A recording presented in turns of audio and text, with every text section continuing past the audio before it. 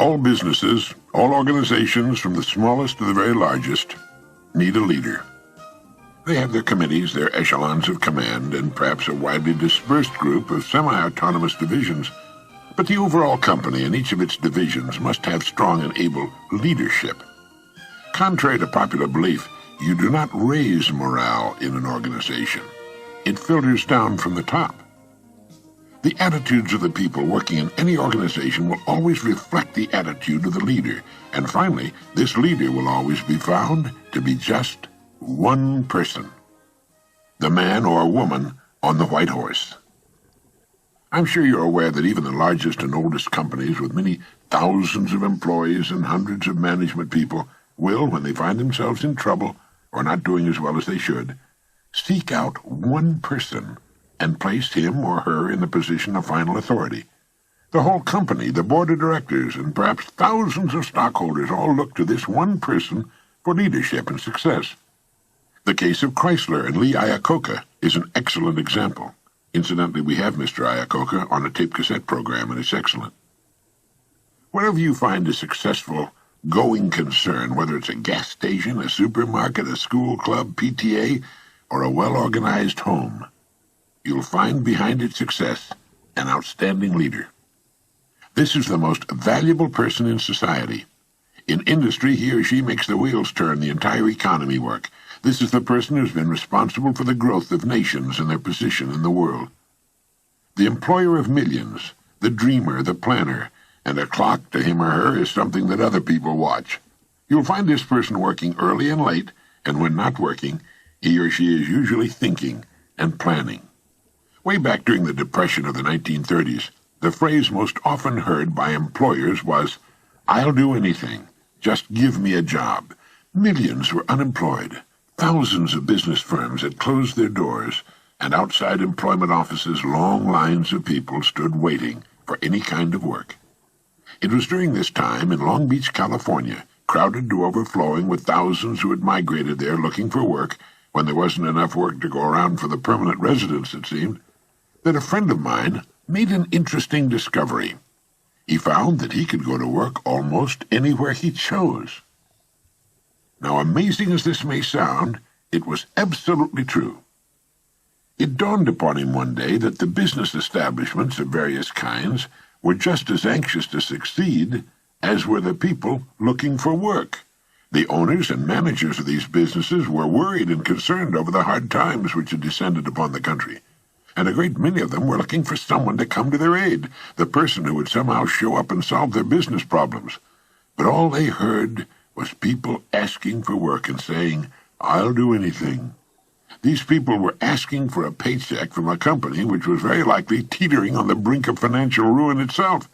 And so signs appeared in windows all over the land reading, "No help wanted." This was a negative form of advertising, and while it kept the plaintive hordes away from the door, it also hurt business.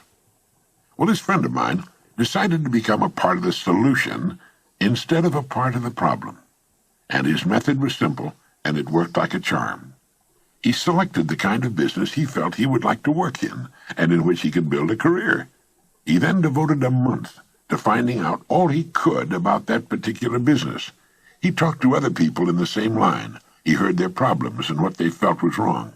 He talked for hours, asking questions, probing about what they felt was needed, and so on.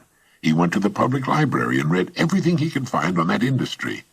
And then he began to think of ways and means by which this business might be improved. When he was ready and finally made his call on the company for which he had decided to work, instead of asking for a job, he said to the boss something like this: "I believe I know of several ways in which your business can be greatly increased, and I'd like to talk to you about them." Well, here he was, selling the one thing on earth in which his prospect was most interested. The fact that he knew a good deal about the business now permitted him to talk intelligently. He took a positive attitude, expressed a willingness to pitch in and help put the business on a sound and profitable footing. And, of course, that's right, he got the job. Millions out of work and asking for jobs. But one man who found a way to be of help. What had he done? Well, first he had specialized. He had selected one line of work and decided that that was where his future would be. Now he had to prove himself, and he did. The jack of all trades and master of none was the man who suffered during the Depression. People who knew what they were doing and where they were going sailed through those Depression years just like a large ship sails through a storm. It wasn't as comfortable as it could have been, but at least the crossing was a success. At least they didn't founder. And thousands of businesses actually grew larger and prospered during the Depression. The best way for you to develop the security that lasts a lifetime is to become outstanding at one particular line of work. Look at it this way. Regardless of economic ups and downs, the industry of which that line of work is a part will continue to operate. It won't shut down completely. As long as you're in the top 5% of the people in that industry, you know you'll always be in demand. You'll be wanted and needed, not just where that industry is concerned, but where you and your family are concerned also. The man or woman who becomes truly outstanding at what he or she does has the world on a string. Here's the person of confidence and peace of mind. Here's the person who's quietly aware of his or her ability and intimate knowledge of his or her job in particular industry. Here's the homemaker or student who's at the top of the group. They've got it made, and they and everybody else know it. Ask yourself this question. Am I now such a person? Down deep inside, you know the answer. If you answered yes, you're among the most fortunate people and in one of the smallest and most elite groups on earth. If your answer was no, it can be turned into a yes in a surprisingly short time. The first step is to make one really big and important decision. It's a decision the great majority of people never make and suffer as a result. Failing to make this decision keeps a person from ever really getting on course or clarifying his or her goals. If you make the decision I'm now going to recommend, you can take a deep breath, give a comfortable sigh of relief, fix your eyes firmly upon your target, and go to work relaxed, comfortable, and sure in the knowledge that the success you seek will be yours. The great steel magnate Andrew Carnegie, when asked the formula for success, answered, "Put all your eggs in one basket, and then watch that basket." Let's be frankly realistic. Who gets laid off work during an economic slump? Well, what gets thrown over the side when a ship is in danger of going down? Everything not absolutely essential to the operation of the vessel and the safety of its passengers. And it's the same with a business or any other organization. It has to be that way. With a corporation, its main purpose is to remain in business forever. As long as it remains in business, it can provide a needed product or service, protect the investment of those who have faith in it, and provide jobs for those who are essential to its continuity of operation. It's the duty of management to protect the firm and the people who depend upon it, just as it's the captain's duty to do everything in his power to keep his ship sailing. All a person needs to do is make certain that he or she is a vital part of the business or organization. Those who insist on remaining spare gear, those who do no more than they must in order to squeak by, those who say, "I'm not going to do any more than I'm paid to do," must expect to be jettisoned when things get too rough for safety. Nobody, particularly the captain, likes to see cargo thrown over the side, but if it'll help save the ship, there's nothing else to do. That's why people are laid off. It has nothing to do with management and labor relations or personalities, and in the long run it's best for everyone, since once smooth sailing has again been reached, additional employment can again be made available. So each of us must decide whether we want to be part of the cargo or a member of the crew. It's said that millions suffer today from a malady called panophobia. Panophobia means literally fear of everything. It's an uneasy feeling, a feeling of insecurity that generally manifests itself as a sort of lump of fear that settles right behind the belt buckle, especially on Sunday evenings and on Monday mornings. There's nothing you can put your finger on. It's just an apprehension, a feeling of foreboding. And this extremely unpleasant condition is said to result from the unspoken but realized fact that we're getting credit for more than we're actually doing, or that we're doing less than we could be doing. It's the perfectly natural and normal understanding deep within each of us that there's something basically wrong about getting praise that's not earned, or if you're an employee, being paid for something you're not doing as well as you possibly can. If we have panophobia, running doesn't do any good. We find it follows us on vacation and around the house and yard on weekends. It's inside us, and no matter how fast the jet we board or how exciting the television program we're watching, soon we're aware of it again. Now, there's a simple cure for this malady. It's to throw ourselves not out of a window, but into activity, into our work. It's the decision to be worth more than we're being paid. Only in this way can we grow. It's overbalancing the scales in the service we give, knowing that our rewards must follow as a natural result. Anyone who will be honest with himself or herself realizes that he or she has been happiest and most satisfied after having successfully completed a difficult job. A leader is a person who can help and lead others. It's the conscientious mother who wants her children to grow up knowing the rules for success and happiness. It's the father who shows by example that any job worth doing is worth doing well. It's the student who studies to learn, not just to get a grade, who has a mind of his or her own and sets the pace for his or her fellow students. It's the farmer whose farm sets an example in his area, and the small businessman or woman whose business continues to grow and prosper with the passing years. It's the employee who has the good sense to realize that one gets most out of any job by giving loyalty and dedication to the firm that pays his or her wages. A leader is any person who realizes the importance of becoming a bigger and better person with the passing of every day, week, and month. A leader takes the responsibility of his or her own growth, a planner, a thinker, a doer.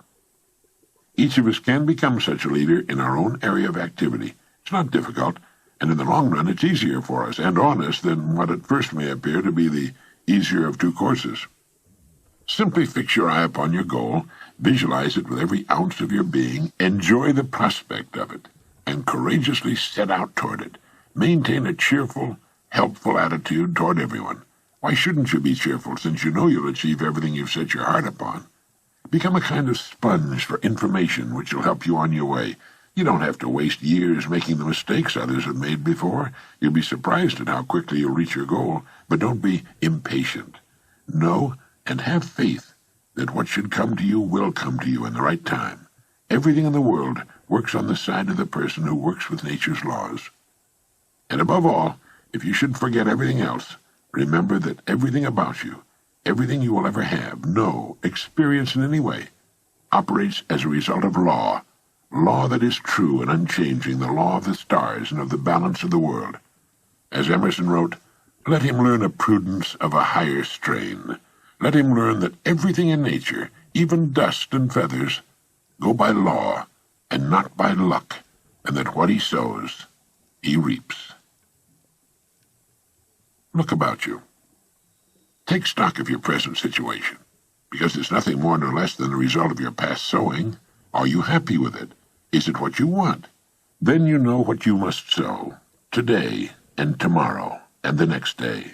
And in the sowing, rest in the calm, serene, and cheerful certainty that having sown, you will then reap the rich results that come automatically, all the years of your life, the abundant harvest.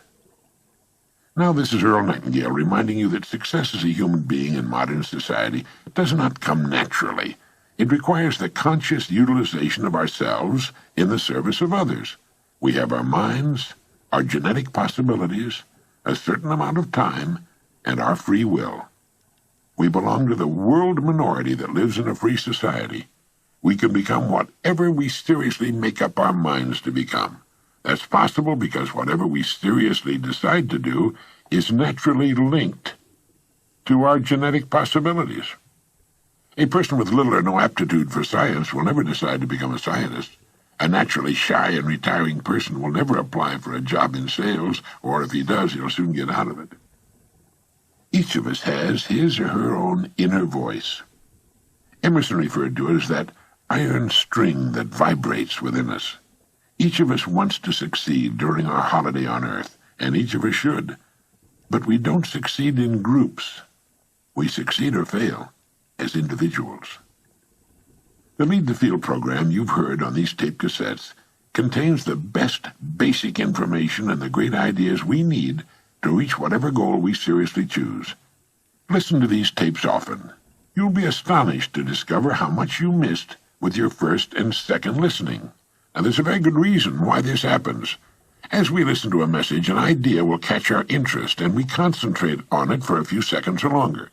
Now, while we are thus engaged, we miss what's being said during the time we're concentrating on that idea. It's like lifting the tone arm on a record. Now, the next time, we won't stop listening when that idea appears, and we will really hear, consciously for the first time, what immediately follows. Think of this program, and the other Nightingale Conant programs you order in the future, as your partners in success. You can always refer back to them. You'll find yourself delighted by the new enthusiasm and excitement you'll experience as you bring new meaning, new rewards into your life. Thank you.